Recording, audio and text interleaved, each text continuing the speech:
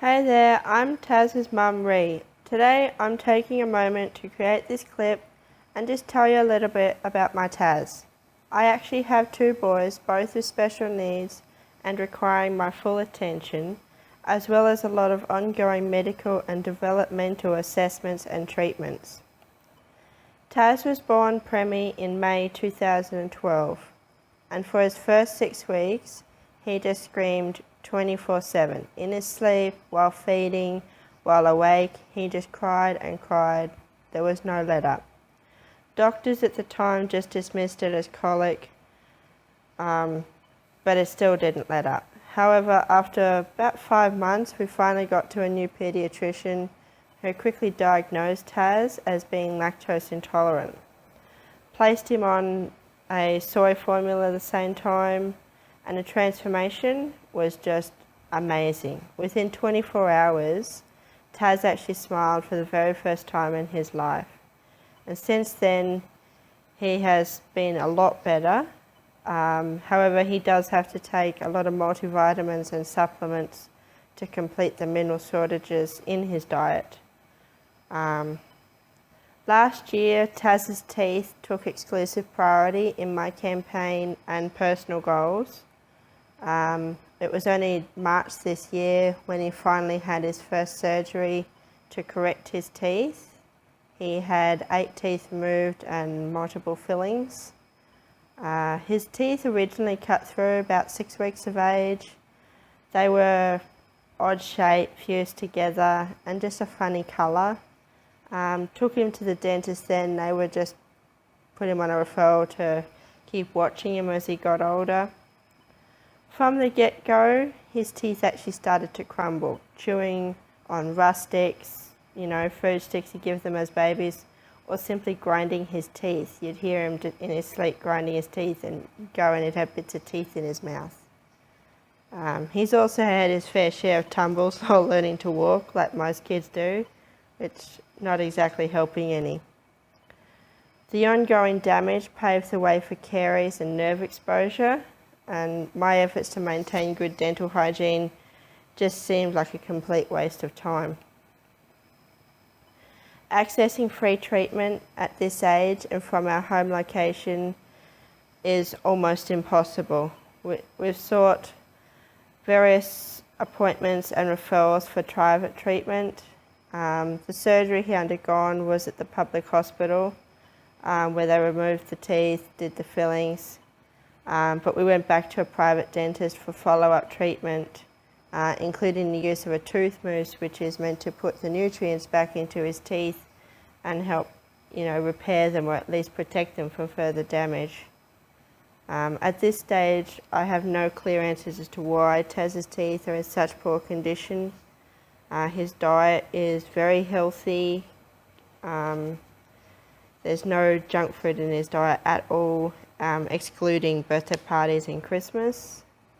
We engage in a vigilant dental cleaning routine, brushing, rinsing, using the tooth mousse at least 3 times a day.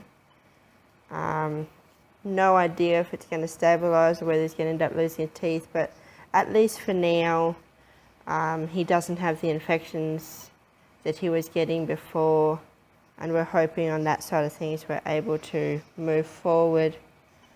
During Taz's hospital stay, when he had that surgery, a couple of the nurses alerted me to the fact that he's actually having vacant seizures. Not sure what cause or anything about them. I hadn't even picked them up. But they may actually be contributing to his vagueness, speech delay, developmental delays, blah, blah, blah. So we've been referred to a neurologist and expect to receive an appointment sometime this year to sort of look into that, because there's a strong family history of epilepsy there as well. So we'll be definitely looking at, getting him treated for that, or at least finding out what it is for a start.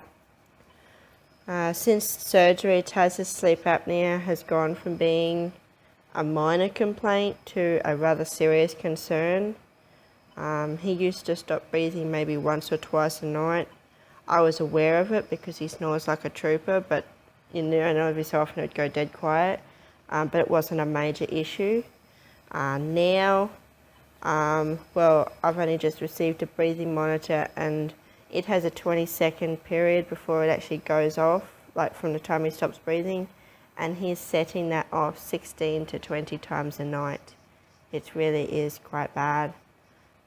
He's been referred for urgent treatment, and obviously every time I go into hospital about it, I'm ringing back the referral mob and trying to hurry that along. It was actually thanks to the aid of the staff at our local neighbourhood centre that we've now got an Angel Care breathing monitor. And I tell you what, they're a lifesaver. If you have a child with sleep apnea and you're struggling to get sleep because you're worried about them all the time, do what you can. See if you can get one of these monitors.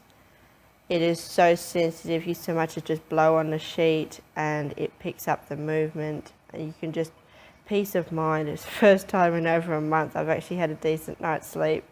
I think I got about 4 hours straight off the bat, and I was like, oh wow, I got sleep. It was amazing. So right now I'm focusing on saving and raising money to move to a town about 3.5 hours away from where we are now. Mainly because where we are is a very small town. A lot of the services and special needs treatments and assessments that we need to get to, not only for Taz but also for his brother, are literally miles away, and they're not within reach for us. We can't access them easily.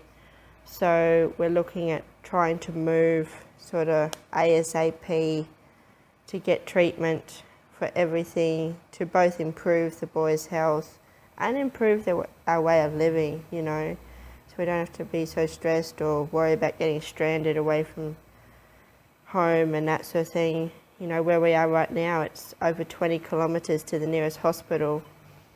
And, you know, this morning we were actually at hospital and I went to get money out of the bank to get a bus home and nearly wasn't able to get it. We had some complications getting that, and my only other option was going to be walking home, and I was like, it's not physically possible.